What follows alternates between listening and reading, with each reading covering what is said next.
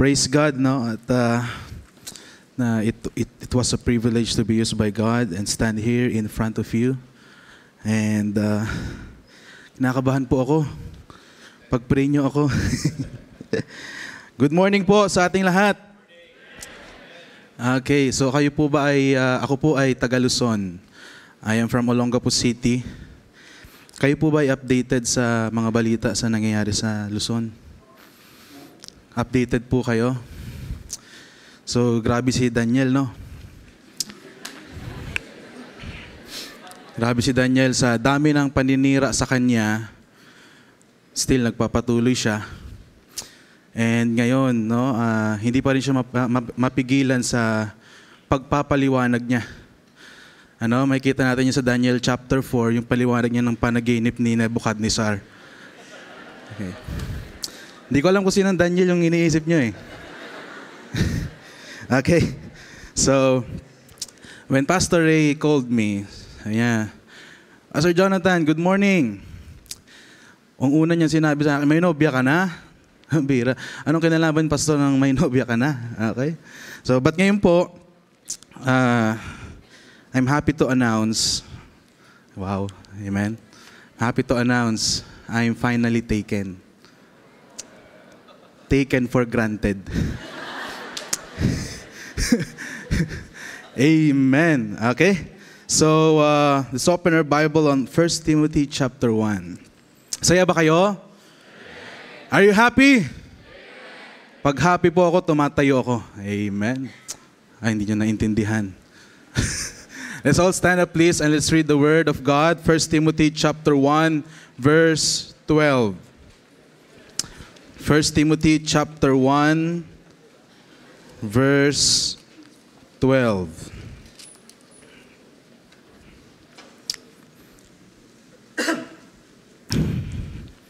Pwede nating isama yung verse 13 up to verse 14. Are you there? Sabay-sabay po nating basahin ng malakas at galing po sa puso. The Bible says, ready, begin. And I thank Christ Jesus our Lord, who hath enabled me, for that he counted me faithful, putting me into the ministry, who was before a blasphemer and a persecutor, and injurious, but I obtained mercy, because I did it ignorantly in unbelief. And the grace of our Lord was exceeding abundant with faith and love which is in Christ Jesus. I'd like to entitle this message, God Can Use You. Just try to imagine, if all of us here, that are in here, will be used by God, gaano kaya kalaki ang impact na magagawa natin sa mundo? Amen? And if each and every one of us will be willing and available to be used by God, gaano kaya karaming kaluluwa ang maidadala natin sa langit? Amen? God can use you. May the Lord bless the reading of His Word. Let us pray, Lord. Maraming salamat po sa araw na ito. I thank you, Lord, for this wonderful privilege, opportunity to be here. Thank you for Pastor Ray Sobrabas for using him. Thank you, Lord, for this youth conference. Thank you for all the young people that are in here, Lord. Please use us mightily in your work. I pray, Lord, that samahan po ninyo ako sa araw po na ito, sa mensahe po na ito. Hindi ko po ito kayang gawin nang wala po kayo sa aking tabi, Panginoon. So, Lord, please use me. Ito lamang po ang aking panalangin sa pangalan ni Jesus. Amen. You may be seated. So, blessedness is faithfulness. And the blessing of being faithful is that God can use you. Mga kapatid, kung ikaw po ay isang backslider, kung ikaw po ay isang Kristiyano na malayo sa Panginoon, God cannot use you. Kaya nga po sa atin mga kapatid, it is a challenge. If you are faithful, God can use you. And that is the wonderful blessing of being faithful. Yan na po ang pinakamagandang lugar na ating pong magagawa o ating pong pupuntahan o isa pong pinakamagandang eksena po sa ating pong buhay ay yung buhay po natin ay nagagamit po ng Panginoon. Young people, please listen. You have the time. You have the strength. You have the capability to be used by God. Mga kapatid, ilang pong senior na po ang narinig po natin, sana ganyan ang katawan ko, sana ganyan pa ako kalakas, sana ganyan pa ako kabata para magamit ako sa Panginoon. And sadly, a lot of young people, ngayon po sa ating pong panahon, sinasayang po yung panahon na yan. Kaya po, there's nothing that we should desire in this world rather than to be used by the Almighty God. It was a privilege to be used by God. Noon po, para magamit ka ng Panginoon, kilala niyo po yung mga Levites in the Old Testament times, para magamit ka ng Panginoon, dapat matangos ilong mo. Dapat gwapo ka. Dapat matangkad ka. Tama ba? Dapat maganda yung katawan mo. Pero ngayon, mga kapatid, kahit mataba ka, gagamitin ka ng Panginoon eh. Kahit pangit ka, gagamitin ka ng Panginoon. Amen? Ang pinakahinahanap lang po ng Panginoon is a willing heart and available heart. Amen? Kaya mga kapatid, we are so blessed in this generation. Hindi natin kailangan maging gwapo para gamitin ng Panginoon. Amen? Ang lakas ng amen nyo ah. Amen? Kahit maliit ka, kaya kang gamitin ng Panginoon. Amen? Kahit napango ka pa. Amen? So we are so blessed to be used by God. Kaya pag ginamit ka ng Panginoon noon, talagang bigating ka. You are one of the chosen. Amen? Pero ngayon, mga kapatid, hindi na ganun. Kasi kung ganun pa rin po ang pamantayan, wala nang gagamitin sa atin. Amen? Wala nang gagamitin sa atin. Kaya nga po, but now, the only thing na hinahanap po ng Panginoon is faithfulness. Faithfulness. Is that too much to ask for you, young people? Kayo po dapat ang inaasahan sa simbahan. Kayo po dapat ang inaasahan sa pag-akay ng mga kaluluwa. Kayo po dapat ang inaasahan ng inyong pong pastor. And alam ko po, ang puso po ng mga pastor, kaya po nila kayo dinala dito, they are hoping and they are praying na pagbalik ninyo sa kanya-kanya nyong simbahan, kayo po ay iba na. Kayo po ay kagamit-gamit na. Amen? So that is the hope of all the pastor. Yung iba sa inyo, sinagot ang inyong registration. Yung iba sa inyo, pinilit na inyong pastor para pumunta rito, and they are hoping na kayo po ay magbabago. So number 1, paano po tayo gagamitin ng Panginoon? Number 1, captivate the heart of God. Captivate the heart of God. Let the heart of God influence you. Mga kapatid, napakahalaga po nito. Captivate the heart of God. Kung hindi mo ika-captivate ang puso ng Panginoon, aagawin niya ni Satanas. May I remind you, brethren, meron pong nagsabi sa Bible, the thief cometh but to steal, kill, and destroy. Mga kapatid, hindi ka na kayang nakawin ng dyablo sa Panginoon. Hindi ka na niya kayang nakawin sa langit. Ang mananakaw na lang niya sa iyo yung inyong joy, yung inyong peace, yung inyong blessing. Kaya mga kapatid, kung hindi ka magpapagamit sa Panginoon, nanakawin ka ng dyablo. Kaya kung di ka magdi-decide ngayon, pag uwi mo, ikaw ay gagamitin ng dyablo. Mga kapatid, now is the best time for you. Kung gagamitin natin yan, now is the best time for youth. Amen? Redeeming the time because the days are evil. If you are a Christian, merong direksyon ang buhay mo. Are you thankful na hindi ka pakalat-kalat sa labas? Are you thankful na hindi ka ginagamit ng mundo?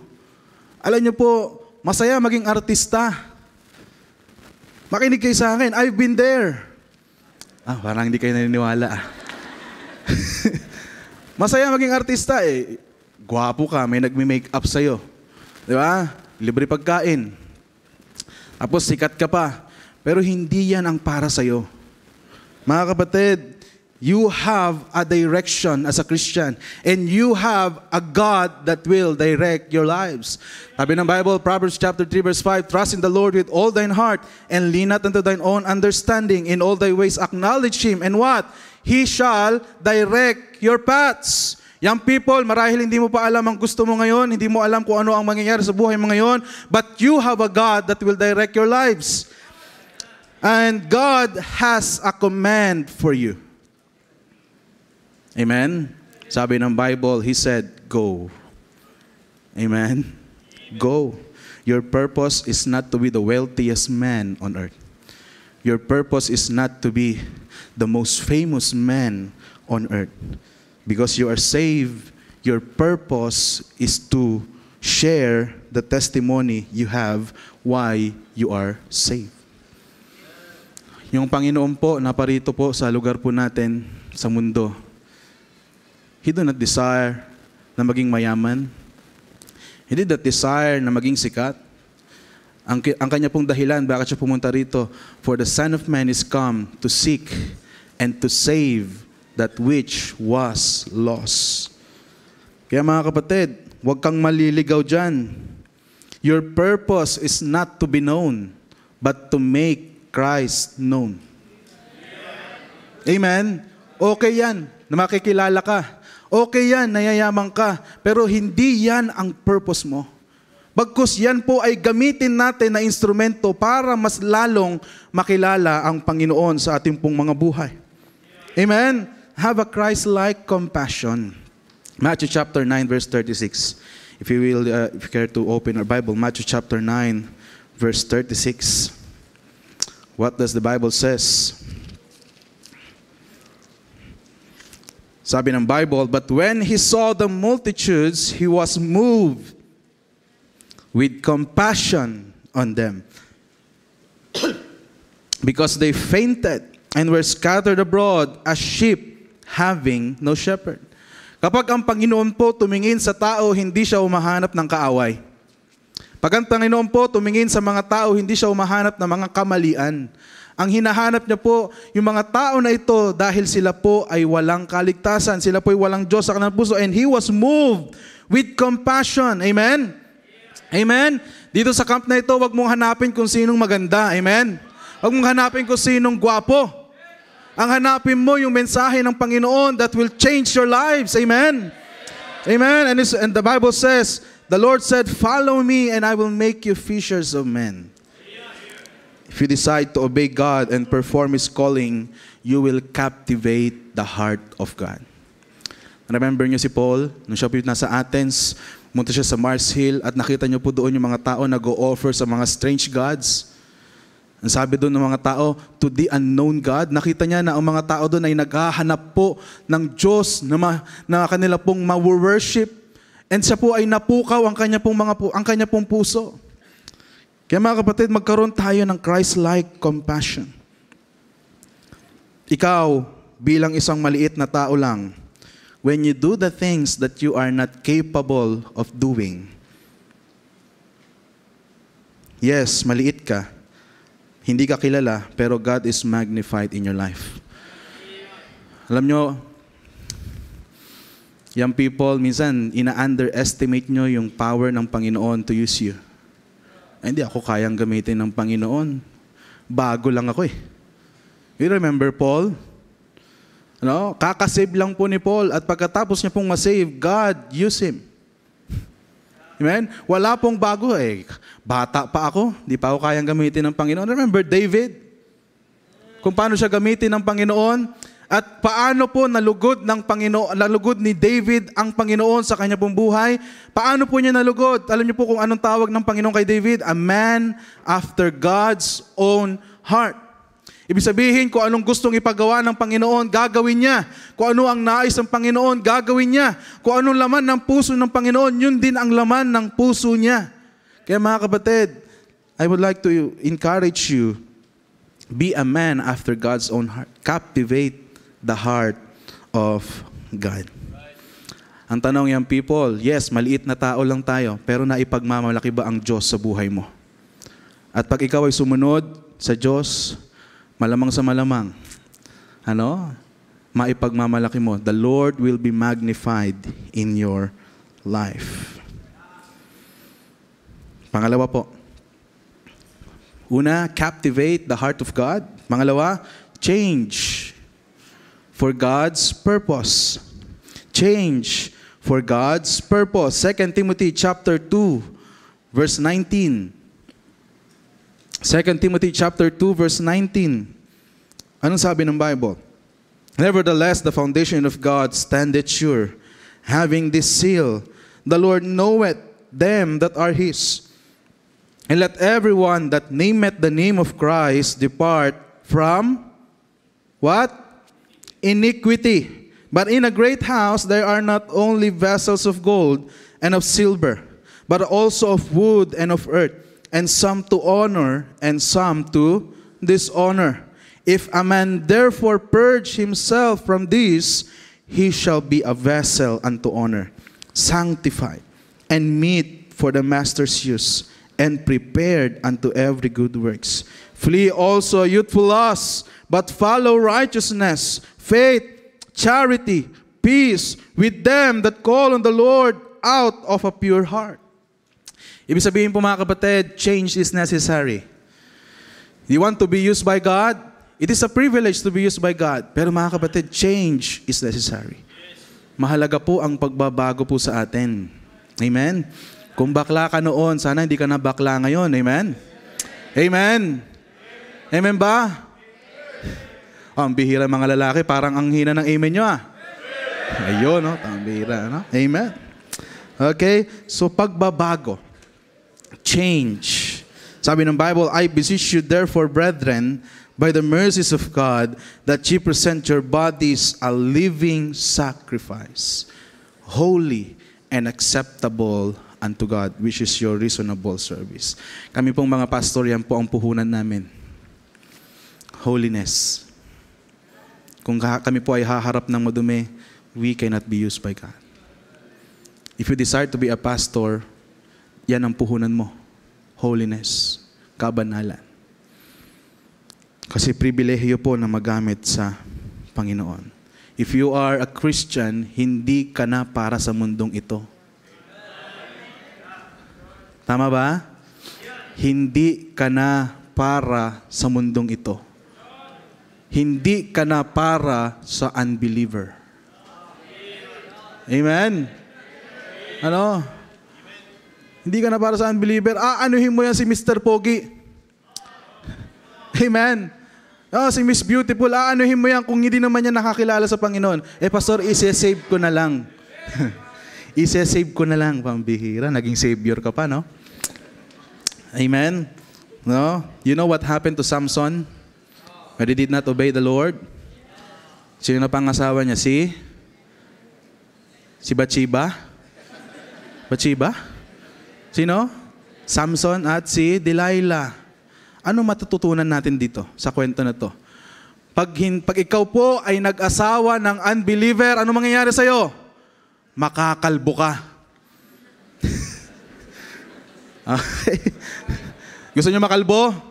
Ay, hindi po. No? Kidding aside, pag ikaw po ay nag-asawa ng unbeliever, yung dapat purpose mo, yung dapat gamit mo, yung dapat nagagamit ka ng Panginoon, na sayang.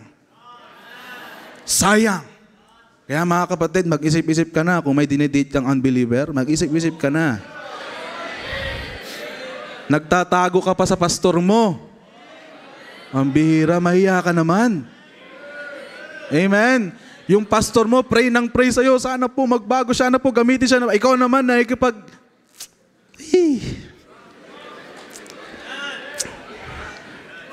Ako po, wala pa akong Delilah. Di pa ako kalbo eh. Pero pumuputi na yung buhok ko sa mga young people. Amen? Samson did not lose his appointing, but he lost his anointing. Kaya mga kapatid, marahil nakakanta ka pa sa harap, pero wala ang power ng Panginoon. Wala ang kapangyarihan ng Panginoon. Maaring nakakapag-preach ka pa, nakakatugtog ka pa sa orchestra, nakakapag-choir ka pa, pero mga kapatid, if you have a sin na tinatago, it is all in vain. It is all in vain. Mga kapatid, when God save us, when God calls us, He will change your name. No? Na-remember nyo yung ginawa ng Panginoon kay Jacob, from Jacob to Israel, from Abram to Abraham, from Saul to Paul, tayo din po, nung nakatagpo natin ng Panginoon, binago niya ang ating pong pangalan. From lost to, dati ang tawag sa atin, lost, sinner, children of the devil, children of wrath. And now we are called saints. We are called children of God. We are called the redeemed. We are called the saved. Mga kapatid, kung saved ka na, mamuhay ka bilang saved. Oh, bakit hindi maligtas-ligtas yung kamag-anak mo? Pangit ng ugali mo sa bahay mo . Bakit hindi masave yung mga kaklase mo? Ikaw ang promotor sa awayan. Promotor sa cheating. Paano maniniwalang may Diyos ka? Amen? We have to change our ways. Nag-preach ako niyan. Kailangan po magbago na tayo. Yung dati mong pangalan, kung dati ka, sabi ko, kung dati ka ang pangalan mo magnanakaw, dapat ngayon, hindi ka na nagnanakaw. Dapat mabago ka na. So, may nag-forward na transgender. Na-bless ako, nag-forward . Yung pala, sabi niya, dati pastor, thank you for this message. Bless naman ako. Thank you for this message. Dati pastor, Robert ako, ngayon Roberta na. Ay, naku po. Amen. Hindi po ganyan ang ibig sabihin natin. Amen? Amen? Change your ways. Kung ano yung mga ginagawa mo noon, hindi na yan ang gagawin mo ngayon. Yung mga makamundong bagay na paraan natin, hindi na yan ang dapat ginagawa natin. Amen? Ito po, sasabihin ko sa young people, don't let sin waste your potential. Don't let sin waste your potential. Masarap yan sa una, pero sa bandang huli, ikaw ay mag-aani niyan. And it's not worth it. No sin is worth it. No sin is worth it. Kaya mga young people, ibigay nyo lagi sa Panginoon yan. Mahirap isuko yan . Tama? Siyempre ba naman, pag may ka-text ka sa school, sana all. Sana all. Ganyan yung mga klase mo. Ikaw naman, siyempre, ganda ko . Di ba? Ganda-ganda ko . Di mo maano yan . Hindi mo matanggal yan. Ang hirap tanggalin niya kasi pinupuri ka ng tao . But know your identity to Christ. Hindi mo kailangan ng ibang tao para iparamdam sa'yo na mahal ka. Hindi mo kailangan ng ibang tao para iparamdam sa'yo na mahalaga ka. Ang kailangan mo lang, Diyos. Amen? And then last. Claim God's promises. Claim God's promises. Sometimes we think that we cannot do it. Amen? Hindi ko kaya ang ministry. Hindi ko kaya magpastor. Hindi ko kaya maging pastor's wife. Hindi ko kaya yan. Wala akong kayang gawin. Hindi ko kaya tumugtog. Hindi ko kaya.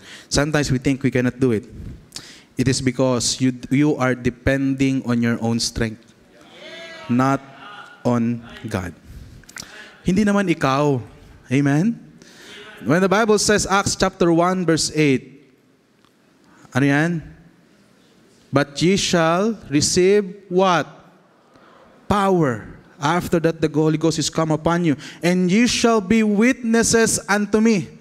Doon pa lang po sa umpisa, hindi na po pinangako ng Diyos na ikaw ang kikilos. Hindi na po niya pinangako na ikaw po ang gagawa. You have a God that is with you. Amen?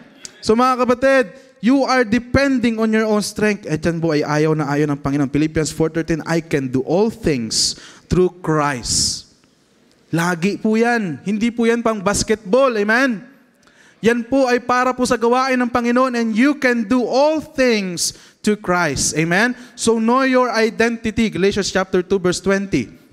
What does the Bible says? I am crucified with Christ. Nevertheless, I live. Yet not I. Anong kasunod? But Christ liveth in me. Amen, young people, naiintindihan niyo po ba yan? Ikaw po bilang isang ordinaryong tao, ordinaryo ka lang talaga. But yung tinanggap mo ang Panginoon, Christ liveth in you. Therefore, there is no impossible things that you cannot do. The God that is in you is the God of the impossible things. Kaya nung sinabi ng Panginoon, ni Apostle Paul, Christ liveth in me. Pambihira, mga kapatid. You don't know your potential. Amen? You have extraordinary person in your heart so that you can do extraordinary things. Don't underestimate the power of God. Amen? Si Jonah doubted. Jonah doubted. Hindi magsisisi ang mga tao dyan sa Nineveh. But God used him. It brings great revival in Nineveh. Tama? King Saul doubted David. Binigyan niya pa nga ng armas si King Saul, si David. Dinadoubt niya si David. Pero Panginoon hindi nag-doubt kay David. Ananias doubted Paul. Gagamitin mo yan? I heard so many things dyan sa tao na yan. Talagang gagamitin mo yan, Lord? Amen? Joseph was doubted by his family. Amen? Si Thomas the doubter. Alam niyo po ba yan? Thomas the doubter? Si Thomas, yung anak na babae? The doubter? Hindi po, no? Hindi po. Amen? Maybe your family is doubting you. Maybe your leader is doubting you. Maybe you doubt yourself. But God never doubt you. Hindi nagdadalawang isip ang Panginoon na gamitin ka. Amen? You doubt yourself, just claim the promises of God. Claim the promises of God. Let God prove to you that He is God. Amen? Young people? Man? You are doubting yourself, I know. But let God prove to you that He is God. God has a plan for you. God has a purpose for you. God has a dream for you. God has a vision for your life. So make the rest of your life the best of your life. What a privilege to be used by God. Amen? Let us pray. Lord, maraming salamat po sa araw na ito. Thank you for your message. Thank you for the Word of God that encourages us. Panginoon, patawad po kung may mga pagkukulang, mga hindi po ako nasabi, Panginoon, patawad po. And I pray, Lord, that you use all of these young people for your glory and your name be magnified in the midst of us. In Jesus' name we pray. Amen.